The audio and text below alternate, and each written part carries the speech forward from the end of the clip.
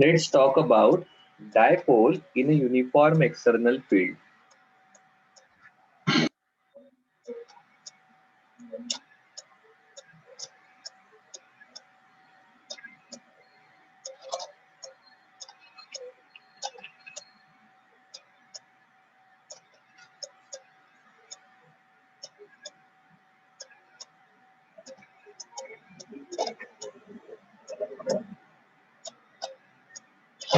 अगर इस डायपोल को एक्सटर्नल फील्ड में रखा जाएगा तो क्या होगा? तो देखो बहुत बढ़िया है।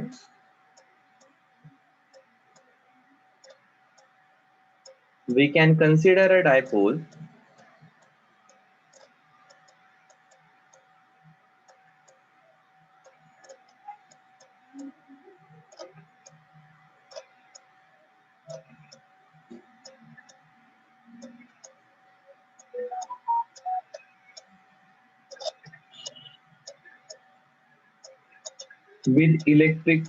with dipole moment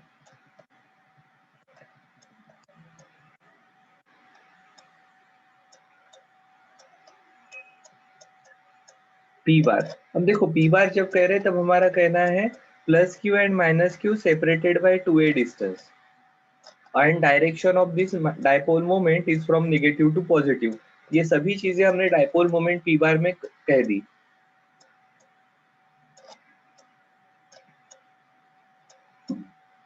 Placed in uniform electric field E बार। अब देखो हमारे पास क्या है, we have uniform electric field. अब अगर ये हमारा कोई डायपोल है,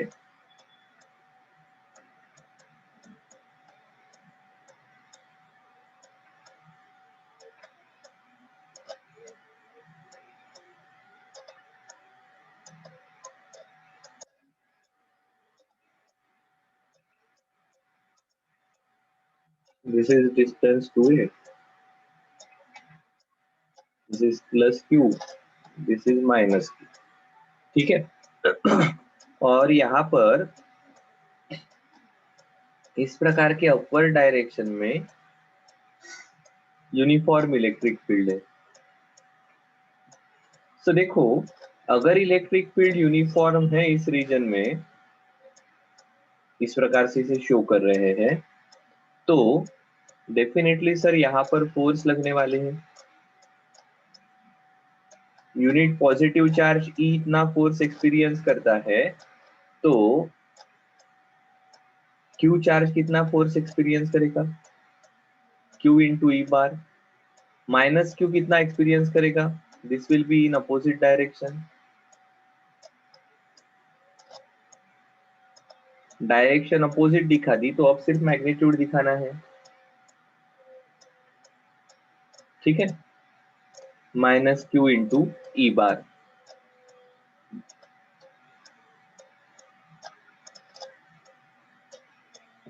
ठीक है,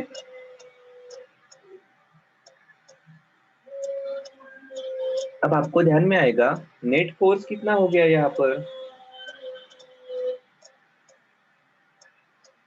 sir forces equal and opposite है तो नेट फोर्स 0 हो जाएगा। बट क्या ये डायपोल अगर इस प्रकार से एक स्टिक को दो चार्जेस लगाकर रखे हैं तो क्या ये स्टेशनरी रहेगा क्या? Will it be stationary? क्या ये स्टेशनरी रहेगा क्या?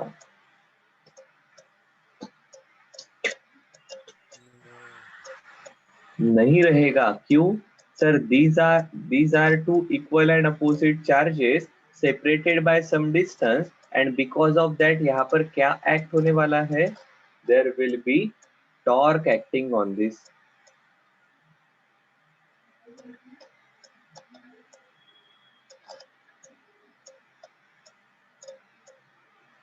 कितना रहता है टॉर्क? टॉर्क रहता है वन ऑफ द फोर्स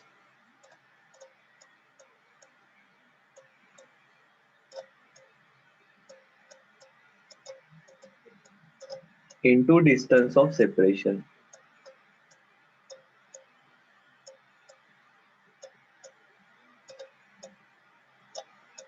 कितना डिस्टेंस ऑफ सेपरेशन रहेगा इनके बीच में? तो देखो, let's consider if this is theta, तो ये भी थीटा हो जाएगा।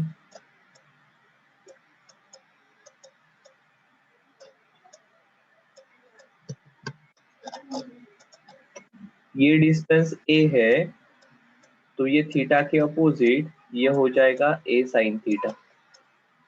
क्या सही है? ठीक है, जैसे ये ए साइन थीटा है, वैसे ये भी ए साइन थीटा हो जाएगा, पूरा मिलकर बन जाता है ये 2a साइन थीटा। और वन ऑफ द फोर्स आ जाएगा हमारा Q into E into 2a sine theta, ये बन जाएगा Q into 2a into E into sine theta. What is Q into 2a? Sir ये तो P बार का मैग्नीट्यूड रहेगा, तो this is P into E into sine theta. But आपको पता है, torque being a vector quantity, ये तो टॉर्क का सिर्फ मैग्नीट्यूड है। वेक्टर फॉर्म में आप इसे लिखोगे torque equal to sine theta कहाँ पर आता है? P बार क्रॉस ई बार।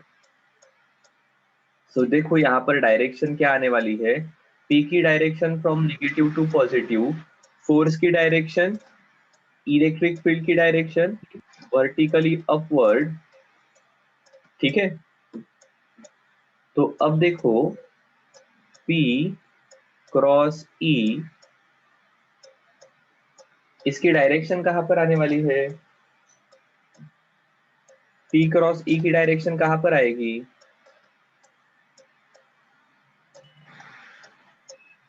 P bar cross E bar की डायरेक्शन कहां पर आएगी? Sir in the plane, into the plane of paper. मतलब इस स्क्रीन के अंदर P से E के क्रॉस में जाओगे आप, तो ये डायरेक्शन रहेगी P bar cross E bar की। ठीक है, कौन सा रूल यूज होता है?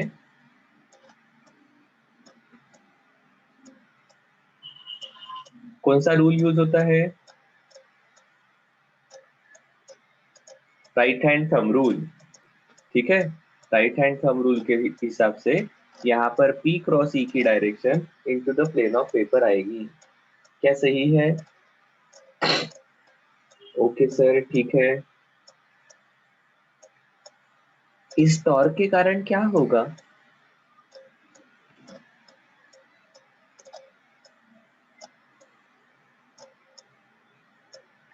देखो, इस डायपोल पर अगर इस प्रकार से टॉर्क लगता है, तो देखो सर, ये तो इसको रोटेट करने की कोशिश करेगा। रोटेट कर कर क्या हो जाएगा? ये अलाइन करने की कोशिश करेगा इस डायपोल को इस प्रकार से।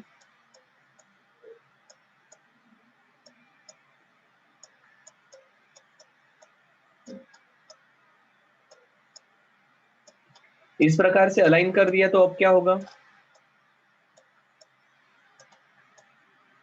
सर इस प्रकार से जब अलाइन कर देंगे,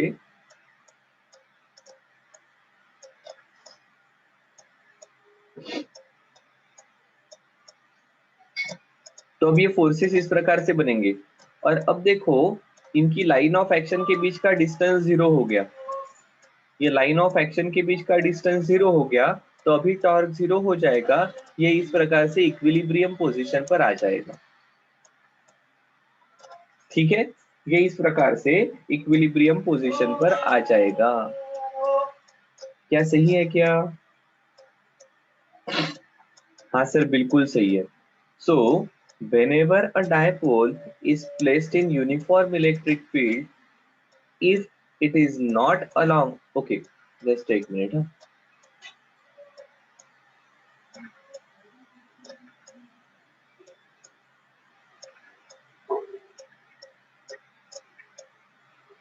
If it is not along the direction of this dipole moment is not along the direction of electric field, then there will be torque acting on the dipole dipole पर torque act होगा, as a result dipole rotate होकर खुद को electric field के along align कर देगा। Dipole rotate होकर खुद को इलेक्ट्रिक फील्ड के अलोंग अलाइन कर देगा। क्या सही है? एंड देन अब आप देखो, ये फोर्सेस की लाइन ऑफ एक्शन सेम है, लाइन ऑफ एक्शन सेम है, so there will be no torque, क्योंकि फोर्सेस के बीच का डिस्टेंस 0 हो जाएगा। फोर्सेस के बीच का डिस्टेंस जो 2a आ रहा था, that will become 0 and net force will B 0। ठीक है, क्या सही है? ये यूनिफॉर्म इलेक्ट्रिक फील्ड में होने के कारण इनके ऊपर लगने वाले फोर्सेस इक्वल रहेंगे, सो नेट फोर्स 0 और अभी टॉर्क भी 0 हो जाएगा, तो इसकी मोशन नहीं होने वाली है।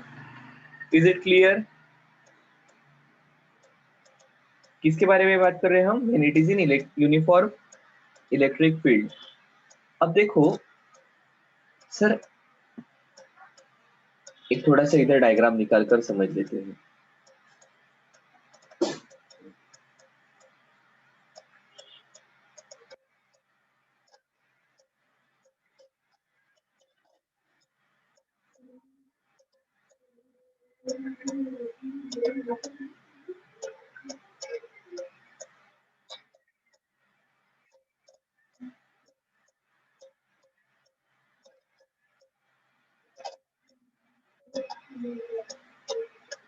ये हमारे इलेक्ट्रिक फील्ड की डायरेक्शन है। This is minus Q, this is plus Q, this is minus Q, this is plus Q. Force की डायरेक्शन क्या रहेगी सर? प्लस क्यू पर इस प्रकार से अपवर्ड लगेगा, माइनस क्यू पर डाउनवर्ड लगेगा। यहां पर देखो माइनस क्यू पर डाउनवर्ड लगेगा एंड प्लस क्यू पर अपवर्ड लगेगा। ठीक है, यहाँ पर इलेक्ट्रिक फील्ड की डायरेक्शन है निगेटिव टू पॉजिटिव, यहाँ पर इलेक्ट्रिक फील्ड की डायरेक्शन, सॉरी डायपोल मोमेंट की डायरेक्शन है ऊपर, यहाँ पर डायपोल मोमेंट की डायरेक्शन है नीचे।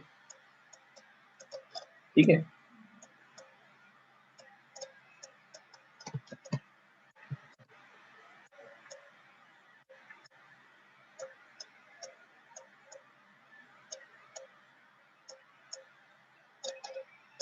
ये इसलिए बता रहा हूँ क्योंकि इसके ऊपर कभी कभी सवाल पूछ सकते हैं और हमारे मन में ये कंसेप्ट क्लियर होना चाहिए। अब इसको मैंने थोड़ा सा रोटेट कर दिया, ठीक है, इसको बिल्कुल थोड़ा सा रोटेट करके रखा है, तो क्या होने वाला है देखो।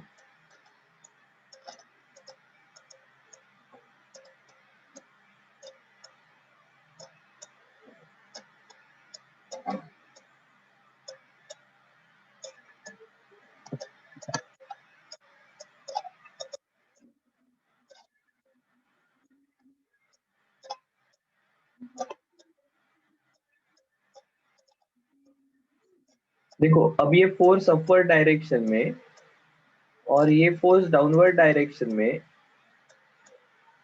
इसके ऊपर टॉर्क कैसा एक्ट होने वाला है जरा सोचो तो। क्या करेगा ये टॉर्क? इसको कौन से डायरेक्शन में रोटेट करने की कोशिश करेगा?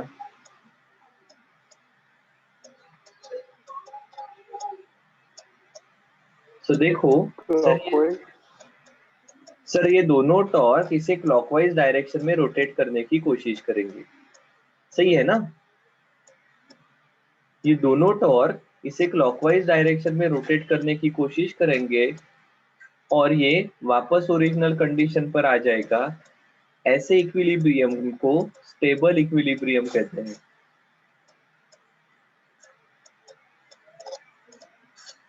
यहां पर देखो क्या होगा, अगर हमने इसे थोड़ा सा रोटेट कर दिया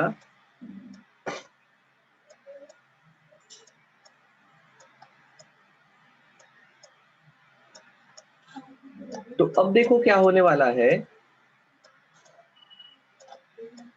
ये इसे रोटेट करने की कोशिश करेगा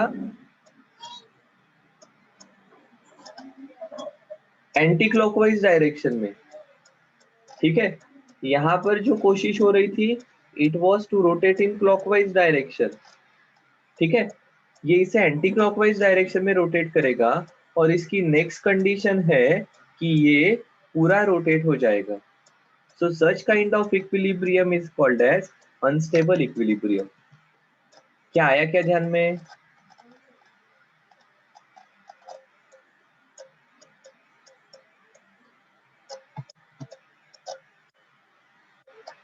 लगे तो इसे ऐसा समझो, ये ओरिजिनल केस वन थी, आपने डायपोल को थोड़ा सा रोटेट कर दिया तो एक्सटर्नल इलेक्ट्रिक फील्ड में ये डायपोल वापस अपने ओरिजिनल कंडीशन पर आ गया। सच इक्विलिब्रियम इज स्टेबल कंडीशन।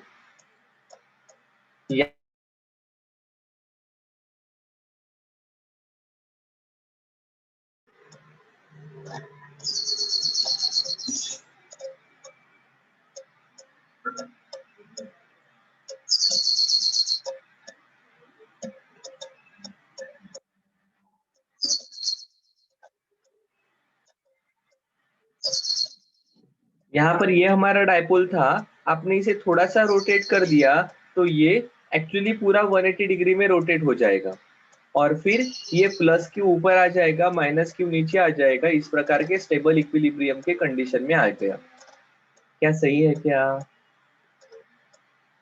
अरे हाँ या ना कुछ बोल दो। Yes sir. ठीक है, सो डायपोल की डायरेक्शन कैसी है? If it is in the direction of electric field it will be in stable equilibrium. If it is not in the direction of electric field and opposite direction of electric field it will be in unstable equilibrium. ठीक है, okay sir, ठीक है। क्या इसके एक step आगे जाकर हम ऐसा कह सकते हैं सर, अगर ये dipole non uniform electric field में होगा तो क्या होगा?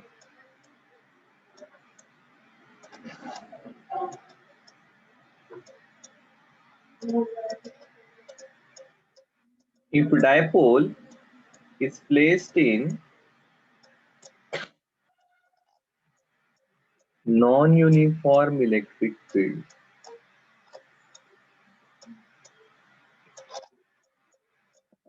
ठीक है, बढ़िया है। देखो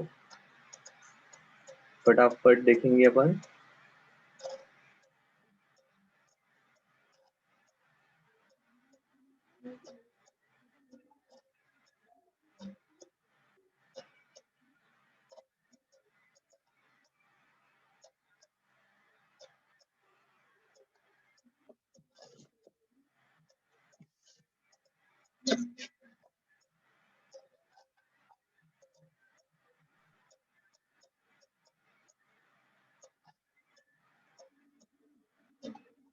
This is minus q, this is plus q, minus q to plus q. Obviously this is direction of dipole moment और यही इलेक्ट्रिक फील्ड की डायरेक्शन है।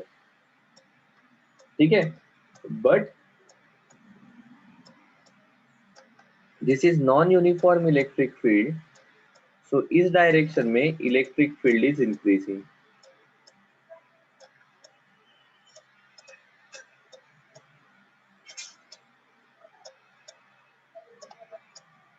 ठीक है, इलेक्ट्रिक फील्ड की डायरेक्शन मतलब क्या?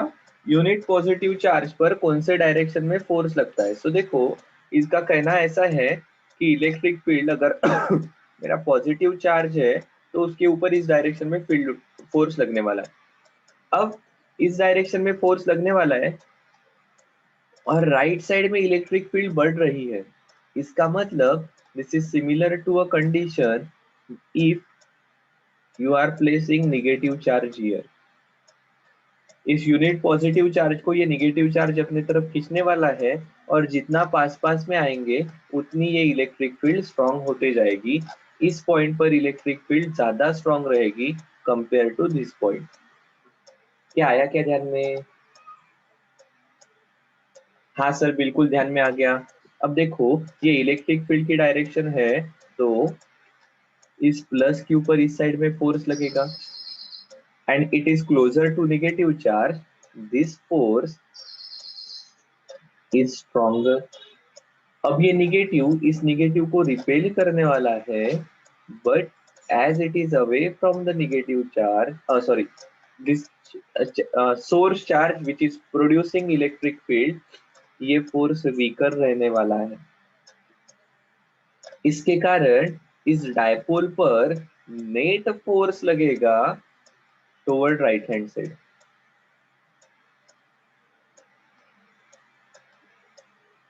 जो रहने वाला है QE माइनस QE इतना। तो इसे E1 कहना चाहिए, इसे E2 कहना चाहिए, क्योंकि यहाँ पर मैग्नीट्यूड अलग रहेगा, यहाँ पर मैग्नीट्यूड अलग रहेगा। एंड एज अ रिजल्ट इस डायपोल की मोशन राइट हैंड साइड में होगी। Is it clear?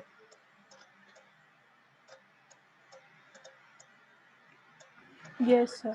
This is non uniform electric field. इसके कारण दोनों पर लगने वाला फोर्स अलग अलग है। ठीक है, स्टिल हम ये कह रहे हैं कि dipole is already align with electric field. ठीक है, अगर ये अलाइन नहीं है तो टॉर्क एंड नेट फोर्स दोनों लगने वाला है।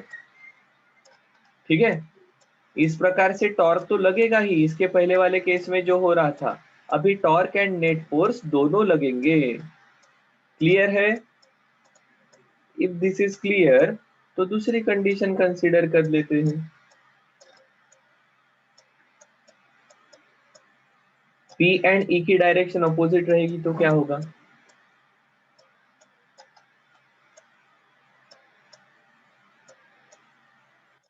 This is plus Q minus Q। ये हमारे इलेक्ट्रिक फील्ड की डायरेक्शन है।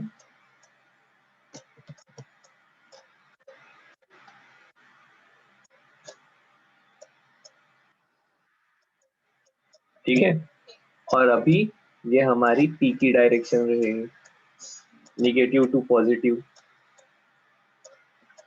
Dipole moment, electric dipole moment. अब देखो ये E की डायरेक्शन है एंड इसी डायरेक्शन में इलेक्ट्रिक फील्ड इज इंक्रीजिंग।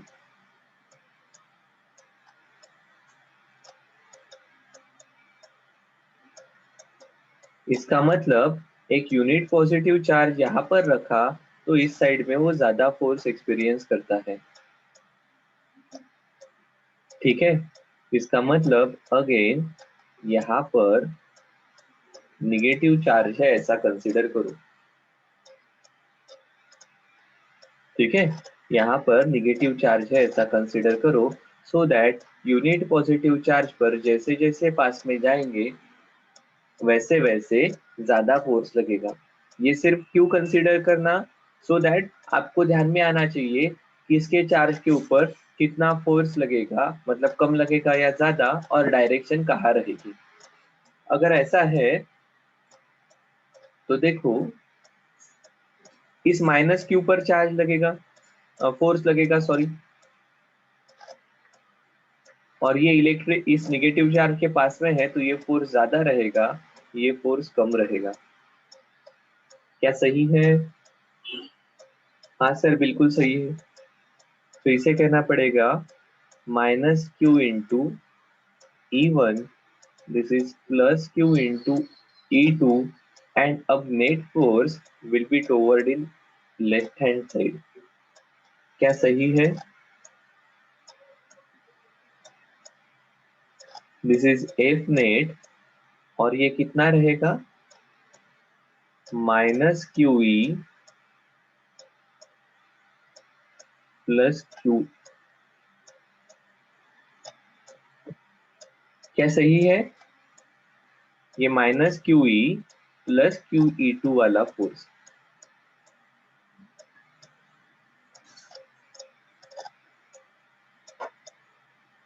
आ गया क्या ध्यान में?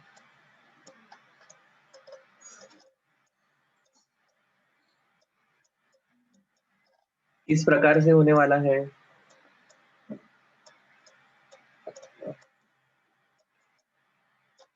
ये होता कहाँ पर है?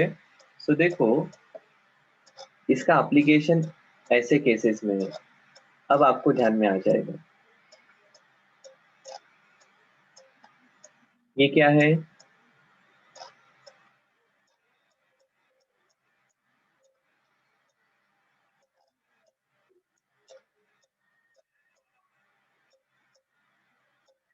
अगर आपने आपके ड्राई हेयर पर कॉम्स रब किया है और ये नीचे कुछ तो पड़ा हुआ है, क्या पड़ा हुआ है ये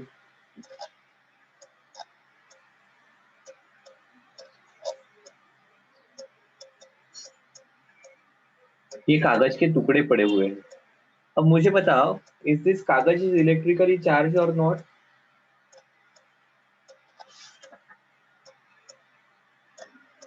बोलो।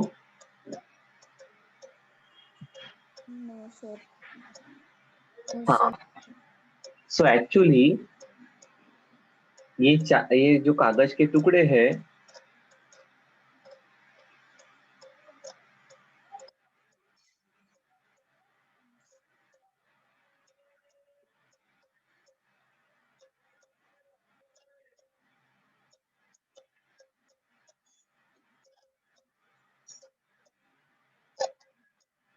ये डायपोल जैसे बिहेव करते हैं। और ये क्या करता है, ये इनको पोलराइज करता है पहले। क्यों? क्योंकि इस कॉम के कारण जो फील्ड प्रोड्यूस होगी that is non uniform field, इसके पास में स्ट्रांग रहेगी, दूर दूर जाएंगे तो वीक रहेंगी। और अगर वैसा है तो ये जो पोलर मॉलिक्यूल्स है, इनके जो चार्जेस है, इनमें कम ज्यादा फोर्स लगेगा। ठीक है, so just consider a dipole here, minus Q and plus Q. अब क्या हुआ, ग्लास रॉड पर क्या कॉम के पास कौन सा चार्ज रहेगा?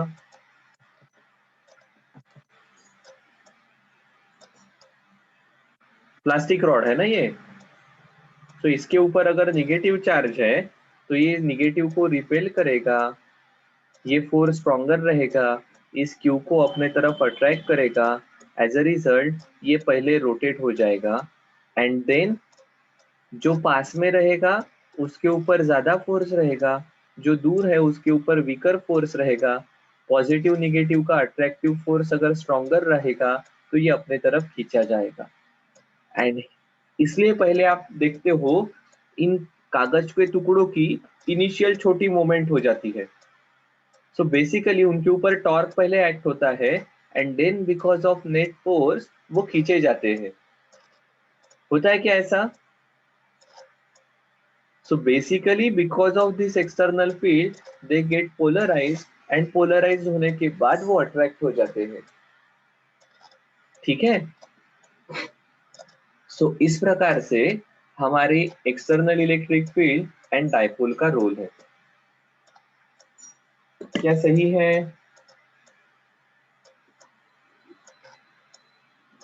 हाँ सर, बिल्कुल सही है। ठीक है, अब हमारे day in day out life में काफी जगह पर है। You can just search on YouTube and you will observe even water is attracted by such charge rod या चार्ज कॉम। चल, अब बस हमारा एकदम छोटा बट बहुत काम का टॉपिक बाकी है, which is about Gauss law. Gauss law के पहले हमें थोड़ा सा एक पार्ट समझ लेना है। It is about continuous charge distribution.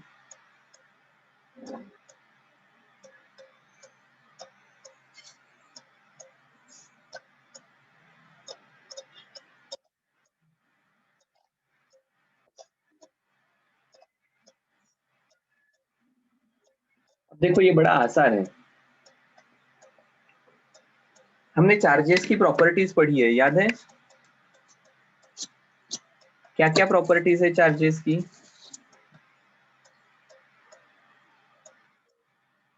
याद है क्या? अरे चार्जेस की properties, charges are additives in nature, charges are conserved, and तीसरी charges are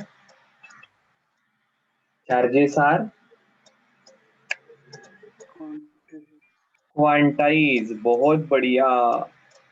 ठीक है, चार्जेस आर क्वांटाइज, इसका मतलब क्या?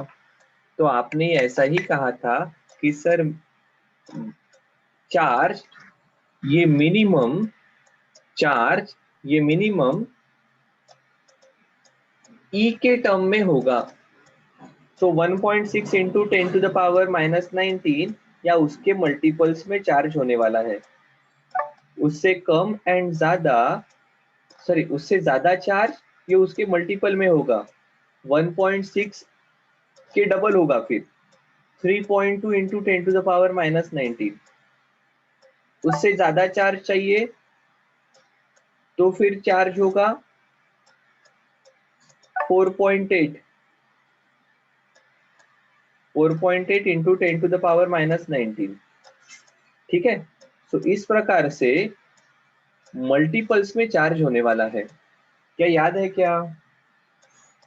क्यों? क्योंकि आपने ऐसा कहा या हमने ऐसा पढ़ा कि देखो, बेसिक चार्ज ये इलेक्ट्रॉन का या प्रोटॉन का चार्ज होता है और जिसका मिनिमम मैग्नीट्यूड ई होता है।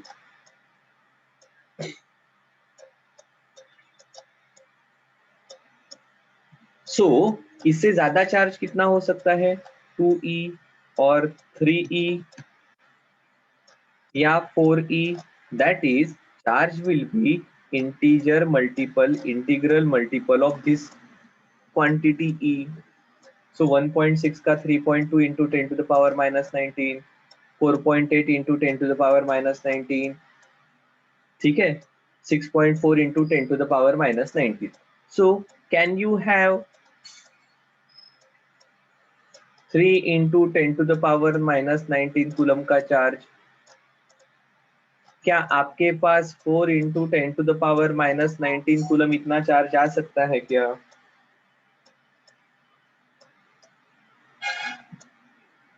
नहीं sir, this is not possible. Either I can have 1.6 into 10⁻⁻19 या 3.2 into 10⁻⁻19 या इसके आगे 4.8 into 10⁻⁻19। This is very similar to, अगर आपके पास सिर्फ 200 रुपीज की नोट्स है, so you cannot pay someone 300 rupees, दे सकते हो? You can either pay 200 और यू कैन पे 400। आप 300 रुपए किसी को भी दे ही नहीं सकते हो। आधी नोट फाड़ कर दोगे तो उसकी कुछ वैल्यू नहीं रहने वाली है। So it will be either 200 और 400। यू कैन नॉट पे 300 विथ 200 रुपीज नोट। दे सकते हो क्या?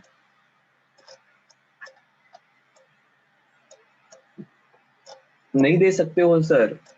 वैसे ही ये क्वांटिटी के charges are not possible and this is considered as charges have discrete value, they cannot have continuous value। ठीक है, एंड हेंस हमने कहा था चार्जेस आर क्वांटाइज। ओके, बहुत बढ़िया। अब देखो, एक स्टेप थोड़ा सा आगे जाते हैं।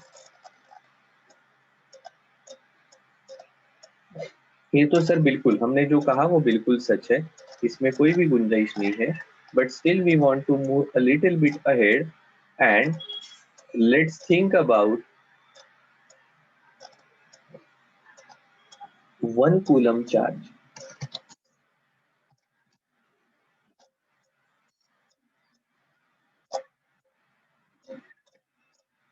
ठीक है, ओके, ठीक है। अब देखो, minimum charge which we can have is e इतना,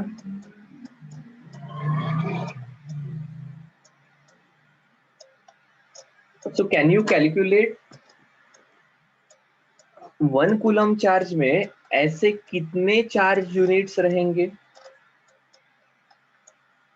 एक charge particle, that may be electron, proton और anything, smallest charge particle can have charge of 1.6 into 10⁻⁻19।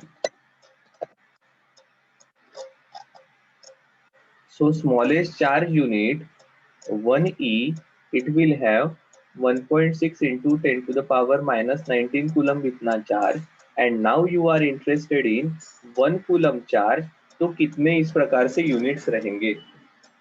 So you can simply calculate x की value आ जाएगी 1 coulomb into 1 unit divided by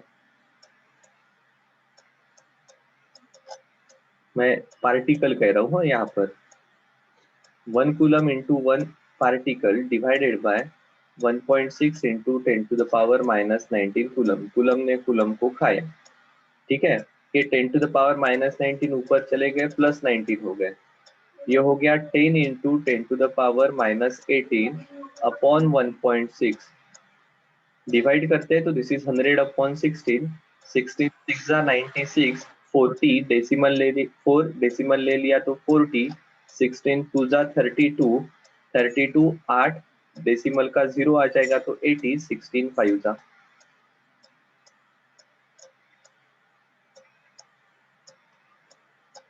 So even in 1 coulomb of charge there is 6.25 into 10 to the power 18 particle। क्या ये number छोटा है या बहुत ज्यादा है? ज्यादा है। ये नंबर बहुत बहुत बहुत ज्यादा है। सो अगर किसी बॉडी पर 1 कूलम्ब इतना चार्ज है तो क्या आपको ये पार्टिकल्स इस प्रकार से डिस्क्रीट अलग अलग दिखेंगे?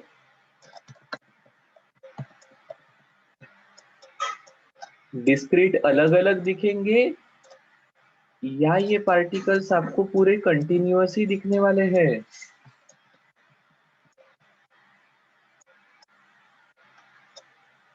क्योंकि you just imagine there are 1.6 into 10 to the power 6.25 into 10 to the power 18 particles। कहाँ अलग अलग दिखने वाले हैं?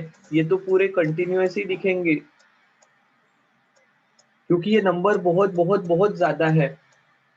और इवन ये नंबर 1 कूलम की जगह 1 माइक्रो कूलम रहता तो ये 10 to the power -6 फिर 10 to the power 12 पार्टिकल्स आ जाते।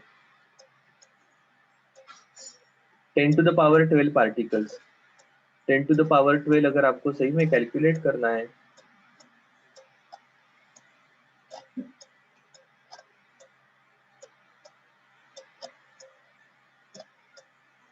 ये हो गए लाख, ये हो गए करोड़, 1000 करोड़ इतने पार्टिकल किसमें? 1 माइक्रोकूलम चार्ज इसमें।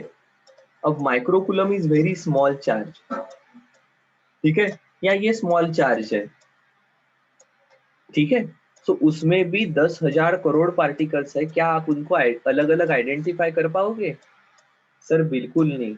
इसलिए ऑन प्रैक्टिकल स्केल जिसके ऊपर हम डील करने वाले हैं, you will observe the charges with which we deal is very very large compare to charge of 1 electron या 1 बेसिक चार्ज। इलेक्ट्रॉन का नेगेटिव पर जबरदस्ती क्यों करना, नहीं करेंगे। सो हमारा कहना इतना ही है कि ये जो चार्ज रहेगा, ये जो चार्ज रहेगा, इवन इट इज माइक्रोकूलम इतना चार्ज, तो भी इसमें इतने ज्यादा यूनिट चार्जेस रहेंगे कि आप उनको अलग अलग नहीं देख पाओगे, ठीक है। आप उनको अलग अलग नहीं देख पाओगे। You will say charge is continuously distributed on all practical levels. क्या आया क्या ध्यान में? हमारी सभी प्रैक्टिकल लेवल्स पर हम चार्ज को यूनिफॉर्मली डिस्ट्रीब्यूटेड है ऐसा कहेंगे, ठीक है। क्यों? क्योंकि यूनिट चार्जेस बहुत बहुत बहुत ज्यादा है। In simply microcoulomb we are getting 1000 crore charges। You cannot count them, you cannot identify them separately. For you, it will be continuously distributed, and hence we are talking about continuous charge distribution। और अगर continuous charge distribution पर आ गए तो हमारे पास 3 प्रकार की condition है। कौन सी 3 प्रकार की कंडीशन है? एक है लीनियर चार्ज डेंसिटी,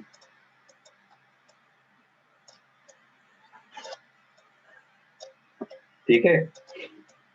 दूसरी है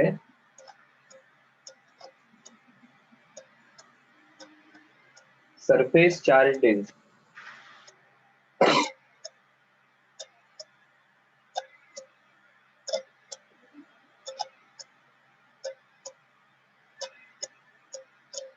तीसरी है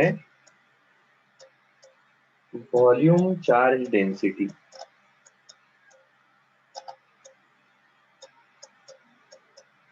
देखो हमने क्या कहा, हमने कहा भैया चार्ज यूनिफॉर्मली डिस्ट्रीब्यूटेड है ना, एक आधी बॉडी है जिसकी लेंथ एल है, उसके ऊपर चार्ज अगर क्यू है तो आप कहोगे delta Q charge over delta L length, तो यहाँ पर लीनियर चार्ज डेंसिटी दी जाएगी लैम्बडा से, कूलम पर मीटर।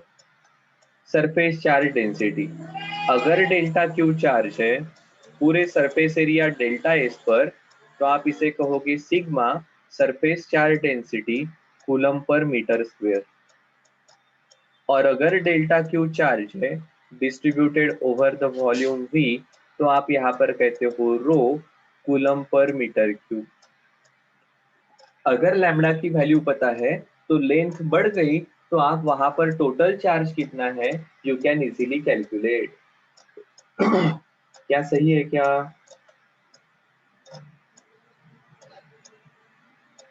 अरे हाँ या ना?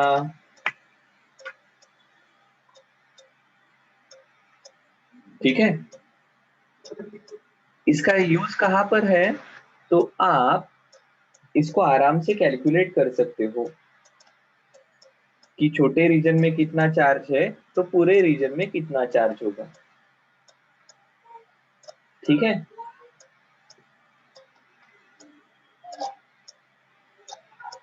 इस प्रकार से हम आराम से कैलकुलेट कर पाएंगे। क्या ठीक है?